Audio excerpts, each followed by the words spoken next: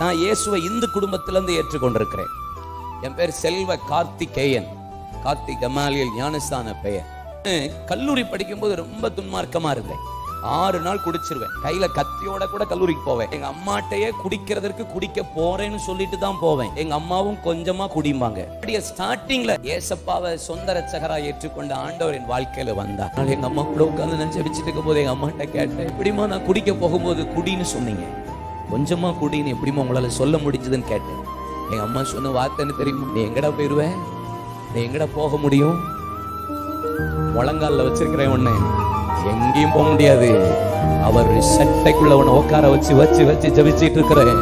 ஒரு தாயாருடைய உண்மையான ஜபம், பாடுகள், உபத்திரவம், போராட்டம், என்ன நிந்தைகள், அவமான அடிகள் விழுந்தாலும் நீங்க தேவ சமூகத்துல ஜெபிச்சுட்டே இருந்தீங்கன்னா பரலோகமே உங்களுக்காக விண்ணை விட்டு இறங்கி வரும்.